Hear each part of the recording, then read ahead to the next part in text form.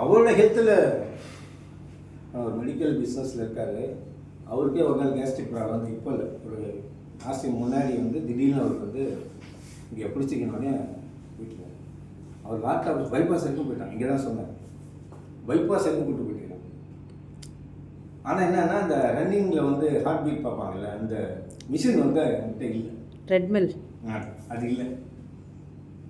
அதனால் காலையில் உனக்கு அதுக்குள்ளேயே நைட்டு கூப்பிட்டு அவருக்கு ஹார்ட் லெவலில் பிளாக் இருக்குன்னு ஒய்ஃப் கிட்ட சைன்லாம் வாங்கி நைட்டே பண்ணுறதுக்கு பண்ணாங்க பைபாஸ். ஆனால் நைட்டு பண்ணல, மறுநாள் பண்ணலான்னு சொல்லிட்டு நம்ம மதுராவிலுக்கு என்ன சொல்லுவாங்க அந்த ஏரியா, அங்கே ஒரு அப்போலோ இருக்கு பாருங்க, உள்ள அப்போலோ வானகரம் அப்போலோ உள்ள எங்கே செக்கிங்காக கூப்பிட்டு போயிருக்காங்க ஆம்புலன்ஸில்.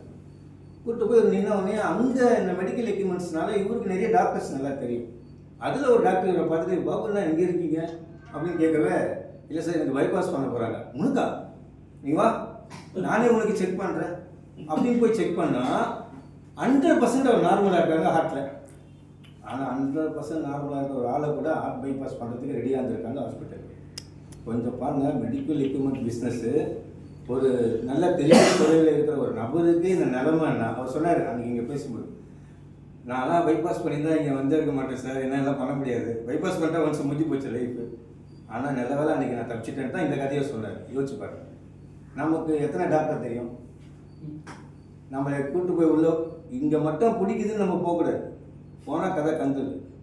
அது பிடிக்காத வரைக்கும் ரொம்ப சேஃப்டி. இந்த ஆயில் யூஸ் பண்ணிங்கன்னா எப்போவுமே பிடிக்காதுங்க. நாங்கள் பார்த்துட்டோம். டெய்லி இப்போ கூட நான் ஒரு வாரமாக திருப்பி வந்து இந்த கிளைக்கலசி குடிப்பேன், அப்புறம் மதுசாணி குடிப்பேன். இப்போ லாஸ்ட் வீக் 1 வீக்காக வந்து பார்த்தீங்கன்னா எண்ணெய் ஒரு 20 ml டெய்லி குடிக்கிறேன். இவ்வளோ சூப்பராக இருக்கும். ஸோ நல்லா அருமையான பொருள். அப்போ இங்கே 100